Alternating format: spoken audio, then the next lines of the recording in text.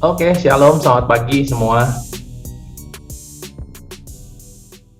Thank you banget, Oyo, worship, mimpin kita worship, mengembalikan fokus kita kembali ke Tuhan. Bener banget ya, kita memang diciptain Tuhan untuk menyembah, untuk relationship. Tanpa itu kita akan cari segala macam yang nggak akan pernah bisa memuaskan kita. So, thank you juga doanya, bener banget bahwa kita pengen Tuhan sendiri yang bicara ke kita,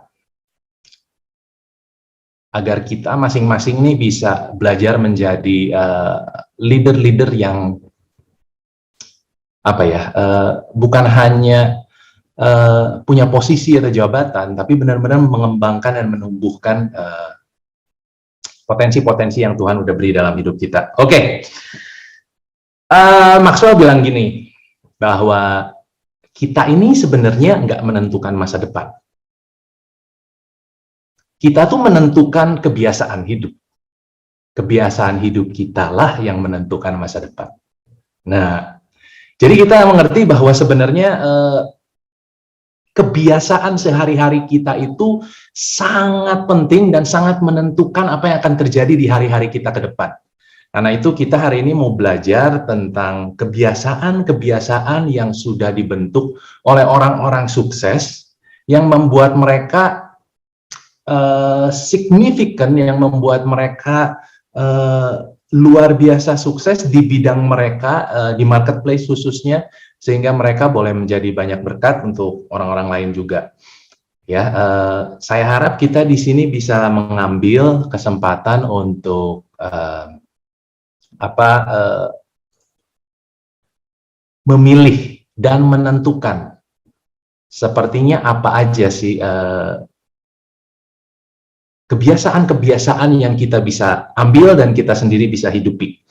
Oke? Nah, bahan hari ini saya ambil dari satu sesi John Maxwell, di mana John Maxwell mengambil atau membahas atau membedah satu artikel yang ditulis oleh Paul Brunson. Paul Brunson adalah seseorang yang sudah berpengalaman bekerja di bawah billionaires di Amerika. Jadi karena dia udah pengalaman kerja langsung di bawah orang-orang sukses ini, dia menuliskan artikel tentang kebiasaan-kebiasaan bos-bos mereka, ya bos-bos dia gitu maksudnya dia tulis. Dan ini dibahas sama John Maxwell dari sudut pandang leadership. Oke, kita langsung aja ya masuk ke bahannya. Oke, bisa kelihatan ya? Oke, the habits of highly successful people. Kita masuk yang nomor satu, habitnya adalah orang-orang ini yang sukses, mereka itu mempunyai kebiasaan untuk berinvestasi pada diri sendiri. Seperti kita, khususnya yang udah punya anak ya, orang tua, kita membiasakan diri untuk menginvestasikan kepada anak kita, bayar uang sekolah, cari uang sekolah, cari sekolah yang terbaik, memberikan nasihat yang terbaik, kasih les yang terbaik, pikirin seminar yang terbaik. Kita semua investasi waktu, tenaga, materi untuk seseorang yang kita anggap berpotensi, seseorang yang penting. Tapi seringkali kita juga lupa bahwa kita nggak berinvestasi pada diri kita sendiri. Apa yang kita masih lakukan untuk membuat diri kita terus bertumbuh? Apakah kita masih meluangkan waktu untuk belajar, baca buku, ikut seminar, investasi pada diri sendiri, atau berani bayar harga mungkin secara materi untuk membayar pembicara yang bagus? Hal-hal sedemikian itu yang seringkali kita lupa, sehingga kita tidak bisa dapat dividen. Kalau investasi itu kan hubungannya sama, kalau kita investasi, satu hari kita dapat dividen, gitu ya. Nah, kalau kita nggak investasi, kita nggak akan bisa dapat dividen. Jadi orang-orang sukses, mereka mengerti bahwa mereka itu perlu sekali berinvestasi pada diri sendiri. Nah, investasi waktu, investasi tenaga, investasi materi, untuk membuat diri terus berkembang. Ini yang perlu kita pikirin hari ini. Apa yang saya lakuin untuk saya terus berkembang? Oke, kalau kita nggak dengan sengaja melakukan ini, kita seringkali akan menomorduakan ini dan kita akhirnya nggak bisa maksimal dalam meraup dividennya. Nah, indikator daripada investasinya sendiri, kita perlu cek. Apakah saya itu menginvestasikan yang terbaik untuk diri saya sendiri atau enggak? Indikatornya apa? Indikator nomor satu adalah self-image. Bagaimana saya melihat diri sendiri. Oke, artinya gini, kalau saya melihat diri saya sendiri tidak penting, kalau saya melihat diri saya sendiri bukan seseorang yang berpotensi, kalau saya melihat diri saya sendiri sebagai, ini sih, gua sih apa sih, gua sih, emang gua tuh siapa sih? Nah, kalau kita mempunyai cara pandang tentang diri sendiri seperti itu, tentunya kita akan sulit berinvestasi pada diri sendiri. Karena kita melihat diri kita nggak penting, gitu. Tapi saya bersyukur bahwa di komunitas ini kita udah belajar tentang gospel, kita belajar tentang kasih karunia, di mana Tuhan memulihkan bukan cuma hubungan kita dengan Dia, tapi sudut pandang, cara pandang kita tentang diri sendiri dipulihkan. Bukan lagi tentang apa orang ngomong tentang kita, tapi apa yang Tuhan ngomong tentang diri kita. Bahwa kita berharga. Tuhan punya rencana untuk hidup kita. Karena Tuhan punya rencana dalam hidup kita, kita perlu mengerjakan itu. Itu adalah tanggung jawab kita. Jadi kalau kita melihat self-image kita udah sehat, self-image kita udah dipulihkan, kita melihat diri kita berharga, kita akan invest dalam diri kita. Kasih waktu lebih banyak, untuk bertumbuh, untuk belajar, kasih energi, gitu ya, untuk kita bertumbuh. Indikator yang kedua adalah your dream, mimpimu. Bagaimana saya melihat masa depan saya sendiri? Kalau tadi melihat diri sendiri berharga, tapi bisa nggak ngelihat masa depan kita seperti apa? Kalau kita melihat masa depan kita misalnya, suram deh, gue sih nggak akan bisa jadi apa-apa deh, gue sih nggak akan seperti ini dan nggak akan seperti itu. Kalau kita mempunyai sudut pandang, cara pandang tentang masa depan yang suram, tentunya kita nggak akan invest. Tapi kalau kita melihat mimpi kita, masa depan kita secara excited, apa yang Tuhan akan lakukan dalam hidup kita, apa yang Tuhan akan lakukan melalui hidup kita, apa kita akan ketemu dengan orang-orang, komunitas, bagaimana Tuhan akan menyatukan kita bersama-sama melakukan pekerjaan Tuhan. Begitu kita melihat dream dan masa depan yang begitu exciting, kita akan mulai berinvestasi. Waktu, tenaga, materi, untuk kita bisa mencapai mimpi kita. Jadi kita cek, kalau kita belum berinvestasi, jangan-jangan memang kita belum sadar bagaimana berharganya kita di mata Tuhan, atau kita belum menyadari tentang tujuan yang Tuhan udah taruh dalam hidup kita. Ini adalah indikator investasi. Maksudnya bilang gini, kalau kamu menghargai diri kamu rendah, bisa dipastikan dunia tidak akan menghargai kamu lebih dari itu. Jadi kalau kita hari ini nggak bisa menghargai diri sendiri, kita selalu merendahkan diri sendiri, bisa dipastikan dunia nggak otomatis tiba-tiba jadi, wah kamu tuh hebat, ya nggak bisa. Dunia akan ngikutin apa yang kita ngomong tentang diri kita sendiri. Oke, jadi belajar untuk menghargai diri sendiri dan untuk melihat betapa kita dikasihi Tuhan, betapa kita ini benar-benar ditempatkan Tuhan untuk waktu ini, untuk saat ini dengan segala kebutuhan dan kemampuan kita, itu semua Tuhan udah atur. Oke, kita perlu menghargai itu semua dari sudut pandang Tuhan. Dan kita perlu belajar ini, kita nggak perlu pusingin pendapat orang lain tentang diri kita sendiri. Lebih baik pusingin pendapat diri kita sendiri tentang diri sendiri. Jadi nggak perlu pusingin pendapat orang lain tentang dirimu, lebih baik pusingin pendapat kamu tentang diri kamu sendiri. Seringkali kita terlalu musingin bahwa aduh banyak orang yang menyakiti saya, perkataan mereka sakit, perkataan mereka, penghakiman mereka, judgement mereka, gitu, kritik mereka, gitu. Oh, orang tidak support pada saya dan sebagainya. Daripada pusingin itu semua pihak luar, mendingan pusingin kita sendiri bagaimana. Apakah kita berkata-kata yang baik tentang diri kita sendiri? Apakah kita mensupport diri kita sendiri? Apakah kita positif terhadap diri sendiri? Lebih baik pusingkan itu sendiri daripada kita pusingin apa yang orang ngomong. Dan itu semua kalau udah align sama apa yang Tuhan ngomong di firman Tuhan, kita akan bisa berani investasi pada diri sendiri. Oke? Kebiasaan yang kedua itu disebutnya curious about everything. Artinya ingin tahu akan segala hal. Cuman saya ganti, kalau ingin tahu akan segala hal nanti dianggapnya mungkin kepo ya, mau tahu apapun gitu ya, kepo. Tapi yang di sini tuh artinya penasaran, pengen tahu tentang banyak hal, pengen belajar, pengen ngerti. Bukan cuma bidang-bidang tertentu, tapi pengen lebih ngerti, pengen lebih belajar. Orang-orang yang sukses ini, mereka tuh very curious. Orang yang curious itu very creative ujung-ujungnya. Karena mau belajar, mau terbuka, mau nanya, akhirnya mereka tuh creative.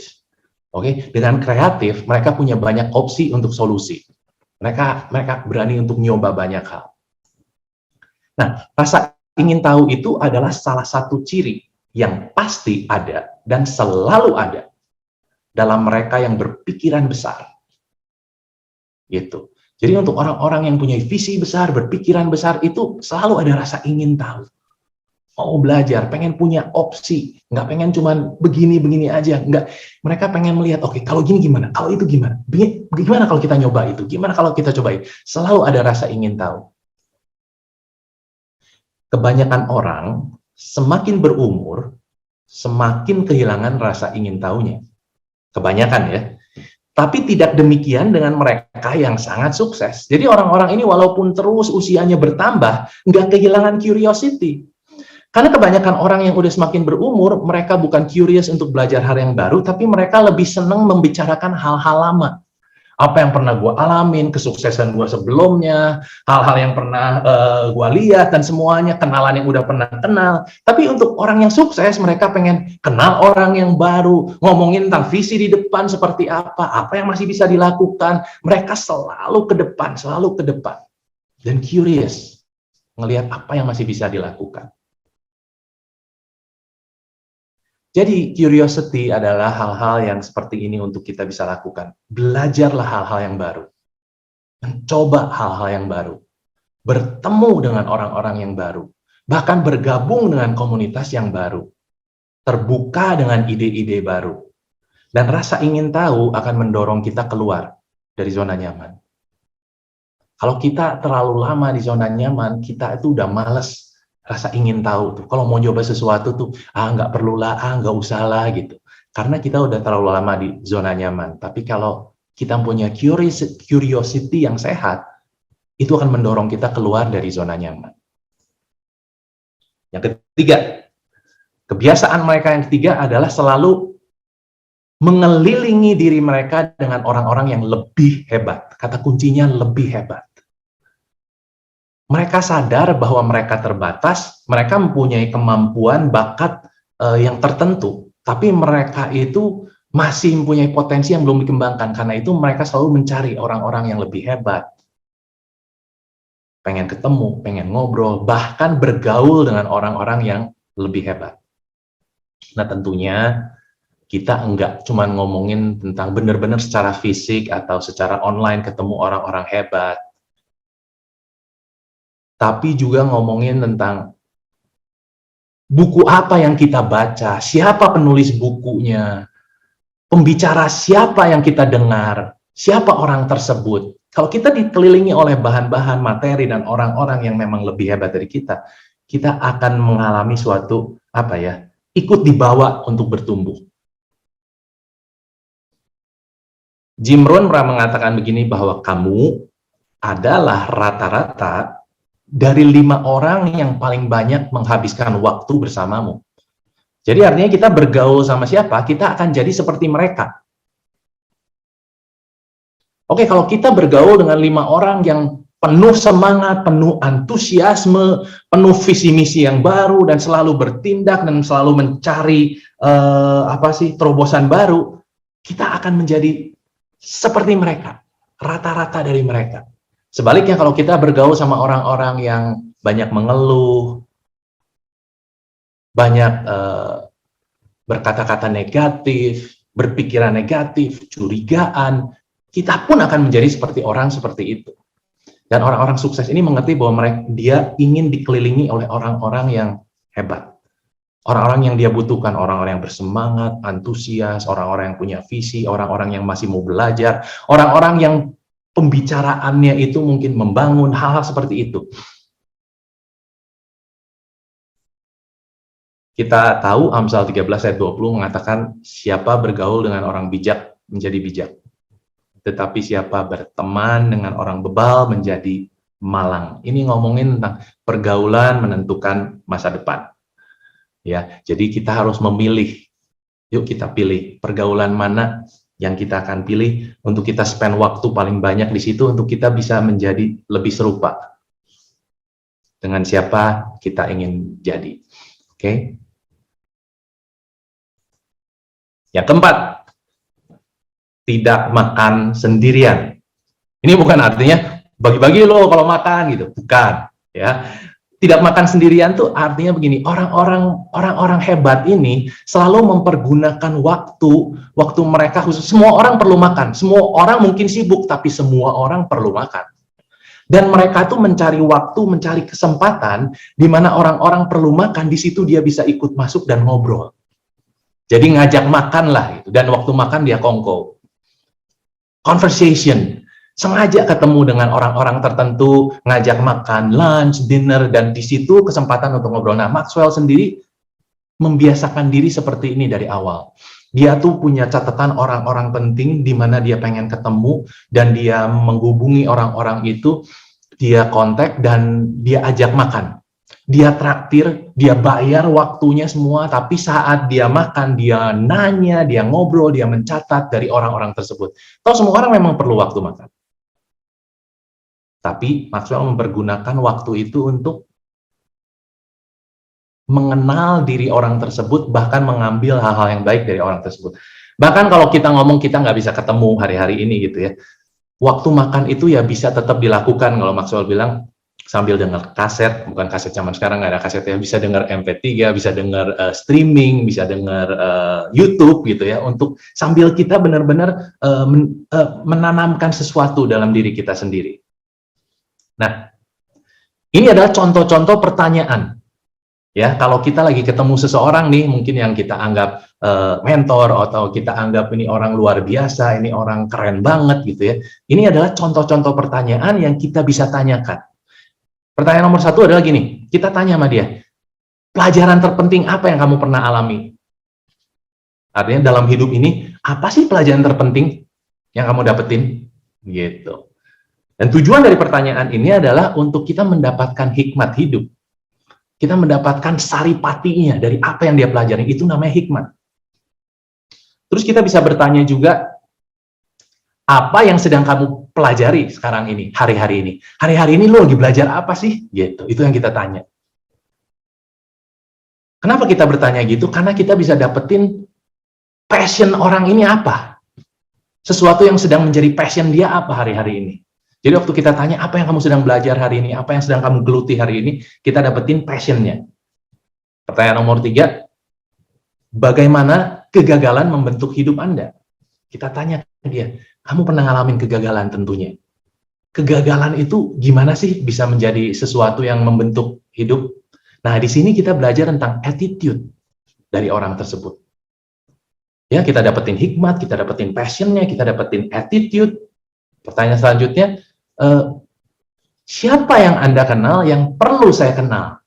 Jadi kita tanya, ada nggak orang-orang yang sebenarnya keren banget yang menurut kamu adalah orang-orang yang saya perlu kenal, yang saya perlu datengin, yang saya perlu bertanya dan ngobrol gitu. Kita tanya, menurut kamu ada nggak orang itu? Nah, ini adalah pertanyaan untuk memperluas networking kita. Pertanyaan yang kelima adalah, buku apa yang sudah kamu baca yang perlu saya baca? Jadi kita nanya, kamu pernah baca buku apa yang menurut kamu itu bagus untuk saya baca? Nah, di sini kita dapat rekomendasi. Kita dapat relevansi untuk hidup kita. Gitu. Nah, kalau kita lagi ketemu orang-orang ini, mereka biasa udah lebih di depan dari kita, lebih tinggi dari kita, lebih hebat dari kita. Mereka akan melihat sudut pandang yang berbeda, dan mungkin mereka akan rekomendasi buku-buku tertentu. Yang keenam, apa yang Anda sudah lakukan yang perlu saya lakukan juga? Jadi kita tanya, kamu pernah ngelakuin apa sih yang kayaknya saya juga perlu ngalamin gitu. Nah, ini tuh pertanyaan untuk kita sendiri menambah pengalaman gitu. Jadi dia akan ngomong, oh kamu perlu lakuin ini, kamu perlu pergi ke sini loh, kamu perlu mengunjungi tempat ini loh, kamu perlu. Nah di situ kita melihat, oh saya perlu pengalaman baru. Dan yang terakhir, contoh terakhir adalah bagaimana saya bisa mengambil sesuatu, mengembalikan sesuatu untuk Anda. What can I give you? Ini artinya mengungkapkan rasa terima kasih. Jadi waktu kita udah ngobrol, jangan lupa kita harus nyatain gratitude kita, ucapan terima kasih. Jadi kita tanya, is there anything I can do? Ada yang bisa saya lakuin nggak untuk kamu? Ada yang bisa saya kasih untuk kamu nggak gitu ya? Nah ini sesuatu pertanyaan yang membangun hubungan. Oke, nah pertanyaan-pertanyaan ini boleh dijadikan contoh atau basis dari dimana kalau kita ketemu orang-orang tertentu kita udah siap pertanyaannya. Oke, saya masih ingat kalau Maxwell itu dulu kalau sebelum ketemu orang, karena dia tuh bayar gitu ya, karena dia benar-benar berani ngeluarin uang untuk ketemu, dia tuh punya list mungkin sampai 2 halaman gitu loh. Salah satu mentor dia yang sangat terkenal di Amerika, yang sangat luar biasa berdampak dalam hidup dia adalah namanya John Wooden. John Wooden itu susah sekali dihubungi, banyak sekali orang yang mau itu, tapi waktu dia ketemu John Wooden dengan pertanyaan list yang banyak, begitu dia mau mulai, John Wooden udah langsung nanya, kamu punya list ya? Pertanyaan kamu gitu banyak ya? Ya, saya udah siapin pertanyaan gini banyak, kata Maxwell. Terus Wooden ngomong gini, saya rasa kamu nggak akan cukup deh kalau cuma sejam hari ini. Jadi begitu selesai 1 jam yang dia berikan, karena ngelihat antusiasme dia mau belajar segala, akhirnya dia malah diundang, gimana kalau kamu datang deh ke rumah saya lain kali. Dan mereka memulai membina hubungan mentoring yang luar biasa, hanya karena Maxwell benar-benar mempersiapkan pertanyaan-pertanyaan. Oke, yang kelima, tips yang kelima atau habits yang kelima adalah mereka selalu mengambil tanggung jawab atas kegagalannya. Mereka bukan tipe orang yang kalau gagal nyalahin orang, nyalahin tim, nyalahin situasi, nyalahin keadaan gitu. Bisa aja kita ngomong, ya ini kan gara-gara COVID, ini kan gara-gara tim saya, ini kan karena ketelodoran. Mereka selalu mengambil tanggung jawab atas kegagalannya. Mereka berani menghadapi dan mereka mengambil tanggung jawab. Mereka punya mentalitas seperti ini. Kadang kita menang, kadang kita belajar. Seringkali kan kita ngomong, kadang kita menang, kadang kita kalah. Tapi dalam pemikiran orang-orang yang bertumbuh, nggak ada kata kalah. Yang ada adalah kata belajar. Sometimes you win, sometimes you learn. Jadi dalam segala hal, sekalipun kita ngalamin nggak enak, kita tetap belajar. Kadang kita menang, kadang kita belajar. Yang penting poinnya itu, kalaupun gagal, belajar nggak? Nah ini yang penting. Tanya kenapa, bukan siapa. Kalau kita punya mentalitas selalu menyalahkan orang lain, kita kalau ada problem dan kesalahan dan kegagalan, kita akan pusinginnya, siapa nih? Siapa nih? Tapi yang terpenting untuk kita bukan menanyakan siapa, kita tanya kenapa? Why? Apa yang terjadi? Kenapa bisa begini? Dan di situ kita bisa evaluasi dan belajar. Nah, coba pertanyaan-pertanyaan ini kita bisa pakai untuk melakukan refleksi, oke? Pertanyaan seperti ini kalau kita lagi ngadepin yang nggak enak atau apa sih kesalahan-kesalahan atau kegagalan. Pertanyaannya seperti ini. Apa pelajaran yang saya dapatkan dari kegagalan ini? Apa pelajaran? Dan tanyakan, apakah saya masih bisa bersyukur nggak? Walaupun ngalamin ini. Ini penting nih. Ini masalah attitude soalnya. Kalau kita mau bertumbuh dan kita sadar bahwa nggak mungkin dalam hidup kita ini selalu mulus, akan ada satu titik kita jatuh, akan gagal gitu ya. Tapi masih bisa bersyukur nggak? Ngalamin itu.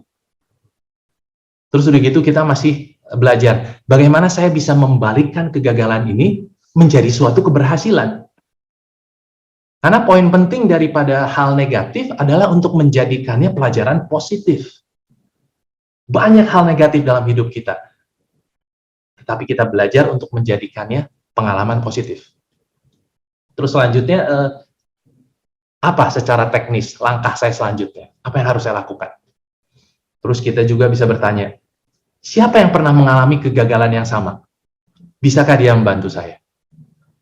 Nah ini pertanyaan-pertanyaan yang praktis ya, jadi, oh si ini pun pernah ngalamin itu loh.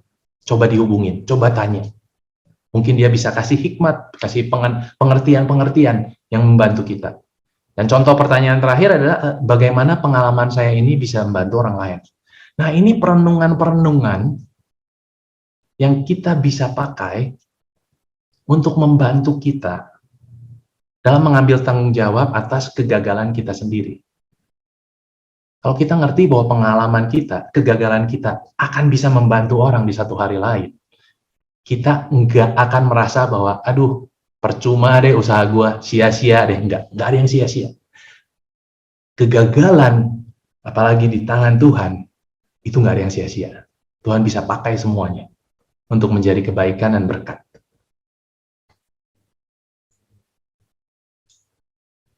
Ini adalah sudut pandang dan pengertian yang sangat penting untuk kita dapat. Lebih mudah untuk seorang yang gagal menuju sukses daripada seorang yang mencari-cari alasan menuju sukses. Waktu kita ngalamin hal yang gak enak, waktu kita mengalami kegagalan, respon kita adalah mengambil tanggung jawab atau cari alasan. Karena untuk orang yang mencari alasan, itu jauh lebih sulit untuk bertumbuh kembali. Tapi untuk orang-orang yang sadar bahwa oke, saya salah dan dia berani mengakui, dari situ dia akan bisa naik dan naik dan naik. Cari alasan itu bukan naik, cari alasan itu selalu turun. Kalau ngomongin tentang kurva, kalau ngomongin tentang grafik, waktu gagal kita turun. Mencari alasan itu lebih turun lagi grafiknya. Tapi waktu kita berani mengambil tanggung jawab, mungkin grafiknya akan datar untuk sementara, tapi akan mulai naik lagi nanti. Oke, jadi berani mengambil tanggung jawab, berani bertanggung jawab atas kesalahan untuk kita bisa terus move on, cari alasan. Nomor 6, memaksimalkan kelebihan masing-masing. Menurut saya ini tuh sangat biblical banget prinsip ini ya. Karena di Roma 12, Tuhan bicara bahwa kita ini satu tubuh, dan di dalam tubuh itu punya banyak sekali fungsi yang berbeda-beda. Firman Tuhan ngomong, kalau kamu ngajar, ngajarlah sebaik-baiknya. Kalau kamu melayani, melayani harus dengan sepenuh hati, gitu ya. Artinya, give your very best dalam kelebihan masing-masing. Maksimalkan. Kamu nggak usah jadi one-man show yang bisa semua. No. Tuhan nggak pernah rancangin itu. Makanya Tuhan pakai ilustrasinya tubuh, bahwa di dalam satu tubuh masing-masing itu punya kelebihan nih. Dan jangan expect bahwa lu harus kayak gua, lu harus kayak gua gitu. Tapi semua orang memaksimalkan kelebihan dia dan akhirnya saling mengangkat, saling membangun dan saling membentuk. Kalau memang kelebihan dia di worship, biarlah dia worship dan biarlah dia tajam di worship. Kalau dia di leadership, biarlah dia tajam di leadership. Kalau dia di dalam melayani, biarlah dia dalam melayani. Kalau dia memberi, biarlah dia memberi. Benar-benar setiap orang itu melengkapi bidangnya. Gitu. Ini artinya memaksimalkan kelebihan masing-masing. Jadi pakailah kelebihan kita untuk membantu orang lain, sebelum meminta orang lain membantu kita dengan kelebihan mereka. Jadi kalau di marketplace, kalau kita tahu nih misalnya, oke, saya kuatnya leadership, tapi ada orang lain kuatnya mungkin di di multimedia mungkin. Kita harus cari cara bagaimana menempatkan diri kita dalam hidup dia untuk membantu dia, sebelum kita minta tolong dia memberikan kelebihannya. Jadi jangan cuma sekedar bahwa gue minta tolong, tapi kalau yang namanya kolaborasi itu artinya melakukan dengan agresif, melakukan sesuatu untuk membantu orang lain menjadi lebih baik. Nah, ini ada perbedaan antara kerjasama sama kolaborasi. Yang dibicarakan di sini adalah kolaborasi, collapse. Collapse itu apa sih? Nah, kalau kerjasama tuh artinya gini, bekerja sama-sama di dalam kesepakatan. Nah, di perusahaan, di organisasi, di gereja, banyak orang kerjasama, yes. Tapi belum tentu kolaborasi. Karena kolaborasi itu apa? Kolaborasi itu bekerja sama secara agresif untuk membuat orang lain lebih baik. Nah, itu. Kolaborasi itu mementingkan bahwa, oke, gimana caranya lu sukses, gue bantu pakai kekuatan gue. Pakai kelebihan gue. Apa yang lu butuhkan supaya lu goal? Apa yang lu butuhkan supaya target lu tercapai? Gue berikan dengan kelebihan gue. Biasanya kita pakai ilustrasi sepak bola di sini. Oke, dalam satu tim, khususnya kita ngomongin Barcelona, Barca ya, zaman dulu waktu Messi masih di Barca nih. Kita tahu ya pemainnya luar biasa, di dalamnya ada Xavi, ya kan, ada Iniesta gitu ya. Messi kalau ngegolin itu kelihatannya Messi luar biasa, dia tajam banget dan semua. Tapi sebenarnya tanpa ada kolaborasi antara Xavi, Iniesta, dan Messi, Messi nggak bisa secemerlang itu. Benar-benar Iniesta ngasih umpan gitu, yang kelihatan keren siapa? Messi-nya. Gitu. Tapi kolaborasi itu seperti itu. Seringkali yang kelihatan satu titik, tapi di dalam kolaborasi itu banyak pihak-pihak lain yang sebenarnya membuat orang itu menjadi kelihatan lebih hebat. Itu karena ada kolaborasi. Jadi secara agresif membantu orang lain dengan kekuatan kita, kelebihan kita. Nomor 7, mengambil resiko besar. Orang-orang sukses ini, mereka berani mengambil resiko. Orang takut ngambil resiko karena apa sih? Takut kehilangan ini, kehilangan itu, takut mungkin dicibir orang, takut mungkin dihakimi orang gitu ya.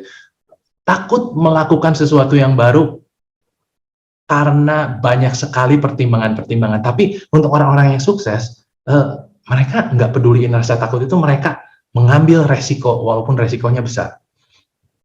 Maxwell bilang gini, segala hal penting yang kamu inginkan itu adanya di belakang rasa takut.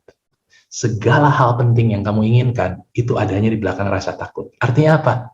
Kamu harus berani menembus rasa takut untuk menemukan hal tersebut. Seringkali waktu kita berhadapan dengan rasa takut, kita stop dan kita berbalik arah. Tapi Maxwell ngomong, enggak, kamu harus tembus. Karena semua hal penting yang kamu perlu, kamu inginkan, itu ada di belakang rasa takut itu. Kamu tembus dulu dan kamu akan temuin di sana. Gitu. Jadi kita harus berani melangkah dan berani untuk mencoba. Nomor 8.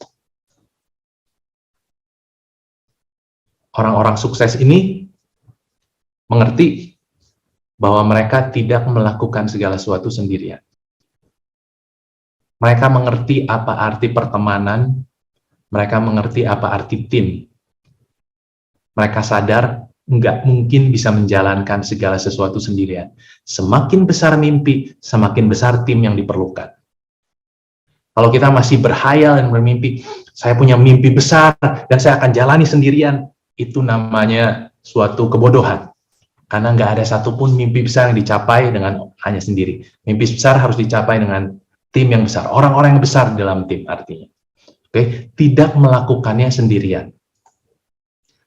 Bukan masalah seberapa berat bebannya, tapi bagaimana cara kamu membawanya. Nah, ini penting. Nggak sendirian tuh artinya bukan aduh beban ini berat banget, beban hidup berat banget, beban visi misinya berat banget. Bukan masalah beratnya, tapi gimana caranya kamu membawanya. Ya kalau kamu sendirian, segala sesuatu juga berat. Tapi kalau kamu mulai belajar untuk kolaborasi, bekerja sama, dan saling melengkapi, kita akan melihat bahwa segala sesuatu bisa dilakukan bersama.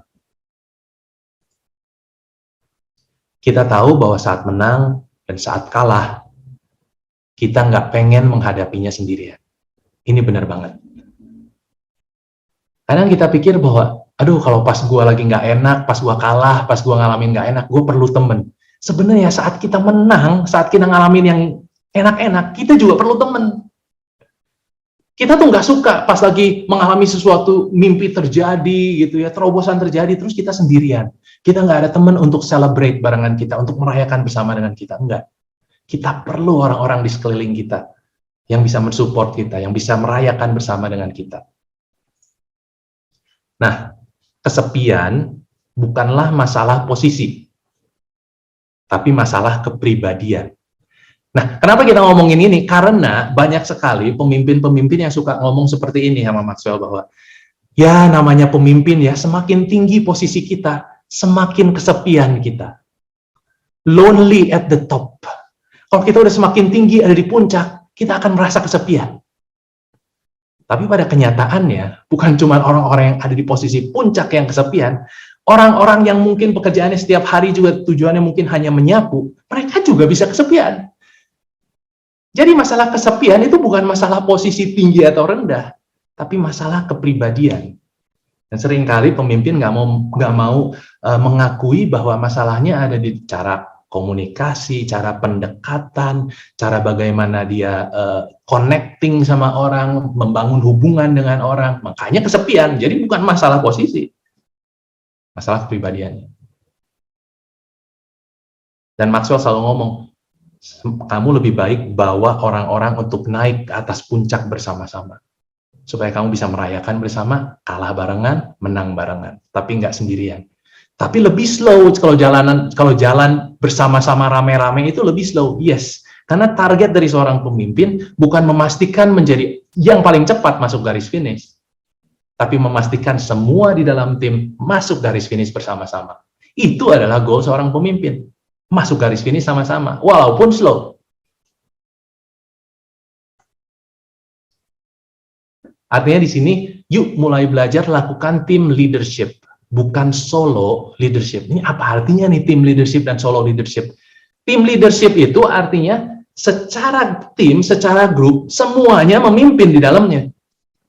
Kalau solo leadership itu artinya ada satu pemimpin yang punya banyak member. Jadi timnya dipimpin oleh satu orang. Tetapi kalau tim leadership, semua orang di dalamnya itu udah mengerti bagiannya dan mereka semua sanggup memimpin.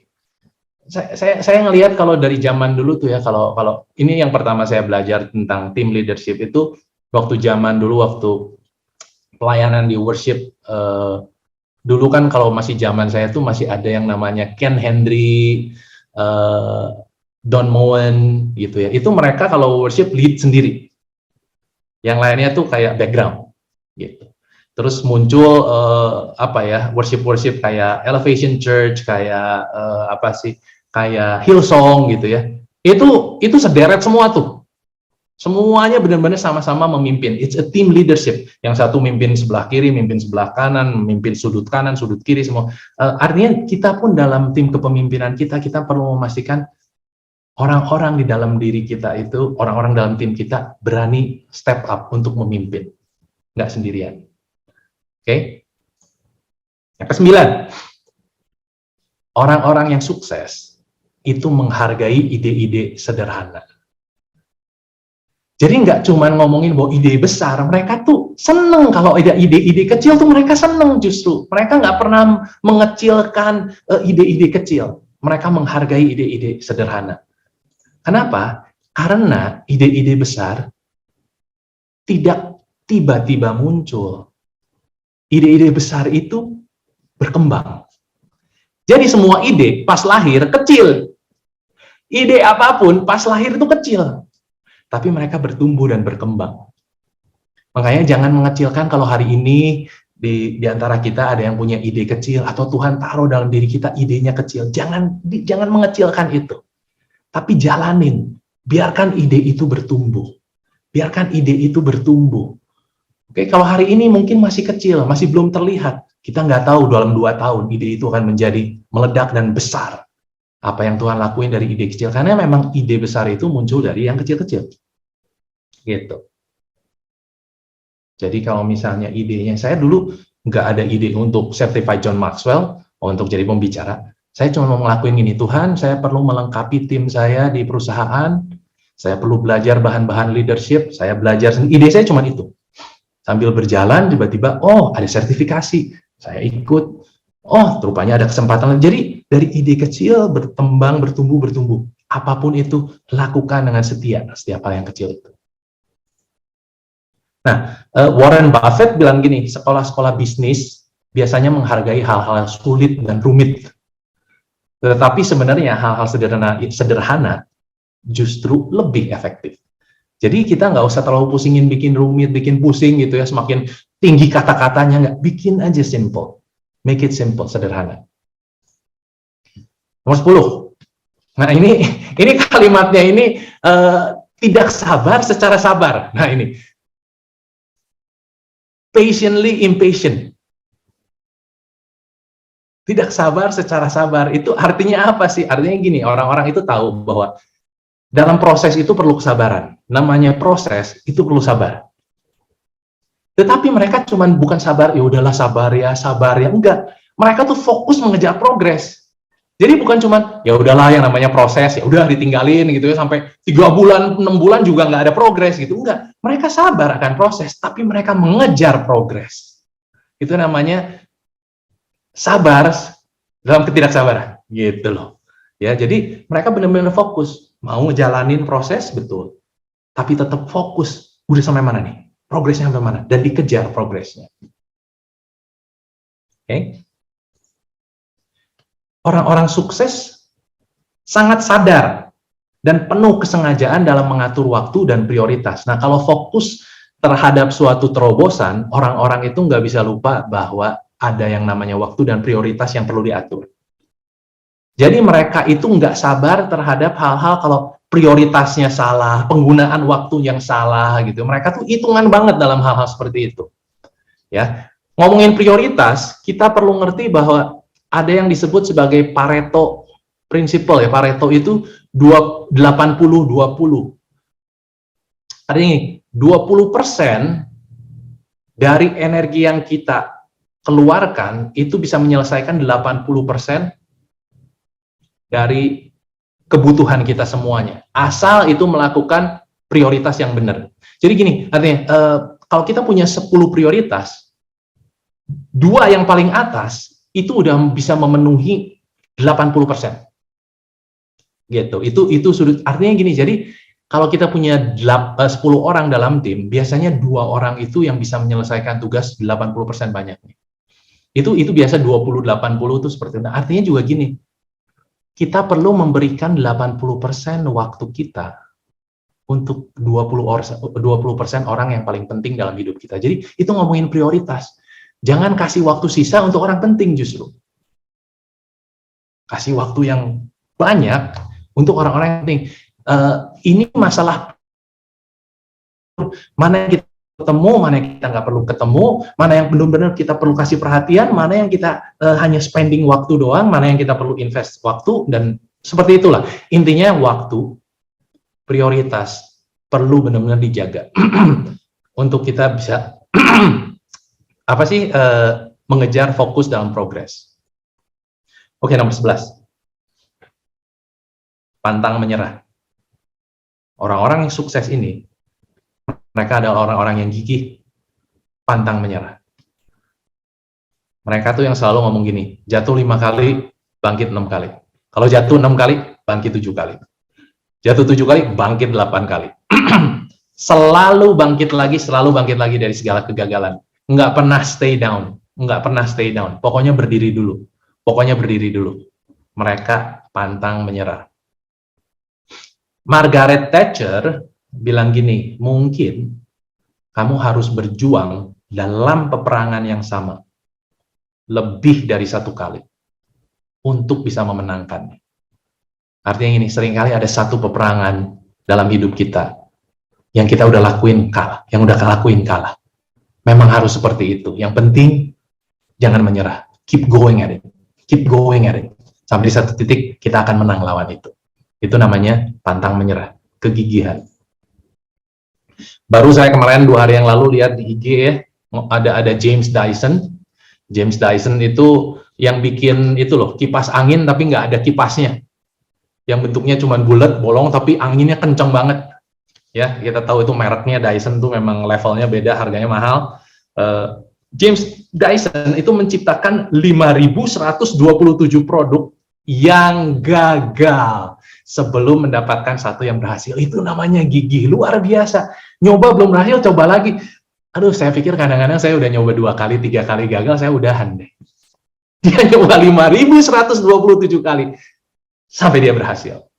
Dan dia sebenarnya penemuannya banyak ya, bukan cuma itu, dia ada vacuum, dia ada gerobak, dia ada apa semua. Tapi dia selalu pantang menyerah. Yang nomor 12. Habits nomor 12 adalah mereka mengembangkan kemampuan berkomunikasi. Wow. Kalau satu hal yang kita belajar dari Salomo ya di Amsal, itu adalah salah satunya yang terpenting adalah kemampuan berkomunikasi. Dan orang-orang ini tuh sangat efektif, efisien dalam berkomunikasi. Semakin efektif kamu berkomunikasi, semakin tinggi peluangmu untuk sukses dalam berkarir. Jangan mengecilkan yang namanya komunikasi. Jangan hari ini kita ngomong, saya mah bukan tipe orang yang suka ngomong, saya mah mungkin ya, saya lebih introvert apa segala. Enggak masalah seperti itu. Kita tetap bisa mengembangkan kemampuan komunikasi. Seperti apa? Karena saat kita berkomunikasi, kita tuh berkomunikasi bukan cuma perkataan, tapi lebih dari itu adalah tindakan dan sikap. Kita berkomunikasi lewat perkataan, tindakan, dan sikap. Tim yang kita pimpin itu melihat ini semua. Bukan cuma perkataan kita enak atau enggak, perkataan kita itu manis atau enggak, tapi mereka ngelihat. Yang dilihat apa? Pertindakannya seperti apa? Apakah tindakannya juga sesuai? Ya kan, kita bisa ngomongnya lemah lembut tapi tindakannya kasar. Bisa aja. Dan sikap. Kita bisa aja perkataan lemah lembut, tindakan juga lemah lembut, tapi sikapnya mungkin curigaan, sikapnya judgmental, sikapnya mungkin benar-benar banyak mengeluh dan sebagainya. Kita tuh berkomunikasi lewat 3 hal ini. Karena itu kita perlu perhatiin. Kalau kita mau efektif dalam komunikasi, perhatiin ketiga-tiganya. Perkataan kita, tindakan kita, dan sikap. Dan salah satu yang paling penting adalah ini. Kalau mau jadi komunikator yang baik, investasikan banyak energi dalam mendengarkan. Wow, ini yang nggak gampang. Komunikator yang baik, mereka mendengarkan. Kenapa tujuan mereka mendengarkan? Karena komunikator yang baik, relevan dan mengerti tentang lawan bicaranya. Seringkali seorang pemimpin nggak mau tahu tentang lawan bicaranya dan selalu merasa lebih benar, lebih tahu. Dan mereka sulit mendengarkan. Di sisi itulah dia akan tidak efektif sebagai komunikator karena kurang mendengarkan. Sebuah tim yang sehat itu terdiri dari banyak suara tetapi satu hati. Saya ulangin ya, sebuah tim yang sehat terdiri dari banyak suara tetapi satu hati. Kalau komunikasi kita nggak baik, yang terjadi adalah sebaliknya. Satu suara, tapi banyak hati. Ini yang parah. Karena di depan mereka akan ngomong, iya, setuju, tapi hati mereka terpecah-pecah. Komunikasi yang bisa menyatukan ini semua di dalam satu tim. Pasti yang komunikasi kita bisa membentuk tim sedemikian sehingga kita nggak peduli banyak suara, tapi kesehatiannya ada. Oke, itu komunikasi. Nomor 13, saya udah mau selesai. Menumbuhkan kulit yang berlapis baja. Itu disebutnya gitu ya. Orang-orang sukses itu kulitnya luar biasa tebal. Artinya mereka nggak gampang disakiti, nggak gampang kesinggung, nggak gampang down, nggak gampang dihakmin terus sudah gitu langsung nangis, nggak. Mereka nggak seperti itu. Mereka kulitnya tebal, diserang apapun, hajar bleh gitu. Pokoknya kalau orang-orang yang kulitnya berlapis baja. Miliki kulit yang tebal dan hati yang lembut. Jangan terbalik. Kulit yang tebal, hati yang lembut. Kulit yang tebal waktu kita bekerja dalam tim, waktu kita bekerja dimanapun, kalau kita miliki kulit yang tebal, kita nggak sensitif. Ada orang ngomong nggak enak, ada orang menyakiti kita, jalan aja karena kulit kita tebal. Tetapi hati yang lembut membuat kita cepat mau belajar, cepat mau berubah. Waktu kita nyadarin, oh iya ya begitu, oke saya rubah deh. Nah kalau terbalik, ini yang paling parah adalah kalau pemimpin terbalik nih. Hatinya yang tebal, susah dirubah, susah denger, dan susah mau dikasih masukan, tetapi sensitif. Diomongin sedikit, marah, dikasih input, marah gitu ya. Yuk kita belajar, justru kulitnya yang tebal, nggak gampang disakitin, nggak gampang ngesinggung, tapi hatinya lembut, mau cepat berubah. Oke. Penghakiman seseorang tentang dirimu tidak harus menjadi kenyataanmu. Orang akan menghakimi kita sebagai pemimpin atau sebagai orang yang mau menjalankan ide-ide baru atau mau melakukan sesuatu yang baru. Orang akan menghakimi kita, kasih kita opini, tapi opini, pendapat, dan penghakiman seseorang nggak harus jadi kenyataan. Don't let it be your reality. Orang ngomong A, kita nggak harus jadi A. Karena realitas kita adalah apa yang Tuhan ngomong tentang diri kita. Yang terakhir, belajar menertawakan diri sendiri. Don't take yourself too seriously disebutnya. Sebagai pemimpin jangan terlalu serius lah gitu, you know. Belajar menertawakan diri sendiri. Kenapa? Karena orang lain juga begitu kok. Orang lain juga nertawain kita, might as well join them. Tawa barengan. Gitu. Orang-orang ini mereka menyadari kalau mereka bikin salah, ya udah ngakuin aja, senyum-senyum, hehe, and move on. Nggak pernah kayak seorang, aduh image gua hancur dan sebagainya. Enggak tuh, mereka berani untuk menertawakan diri sendiri. Karena mereka sadar bahwa tertawa adalah jarak terdekat antara dua orang. Ini ngomongin tentang relationship dalam satu tim. Waktu kita bisa menertawakan diri sendiri, orang-orang di bawah kita sadar bahwa, oh, rupanya dia sadar tuh atas kelemahan dan kebodohan dia. That's good. Mereka happy, mereka seneng, mereka lega bahwa, hey, rupanya pemimpin gua tuh sadar. Pemimpin gue tuh rupanya ngerti gitu. Oh, I'm glad gitu ya. Ini menjaga hubungan tetap satu gitu ya. Pemimpin yang berdamai dengan dirinya sendiri banyak tertawa. Karena dia udah damai, peace with himself. Pemimpin yang merasa aman dengan dirinya sendiri mampu menertawakan dirinya sendiri. Nggak take himself too seriously. Semua orang punya kelemahan dan kebodohan. Jadi karena kita tetap sama-sama manusia, ya udah, celebrate aja sama-sama, gitu. Oke, kita udah selesai. Sebenarnya ada 20 total, tapi saya ngambil semua, kadang nggak akan keburu waktunya. Kita udah belajar. Habit daripada orang-orang tersebut apa? Berinvestasi pada diri sendiri. Curious, ingin tahu akan banyak hal. Dan mereka adalah orang-orang yang dikelilingi dengan orang-orang yang lebih hebat.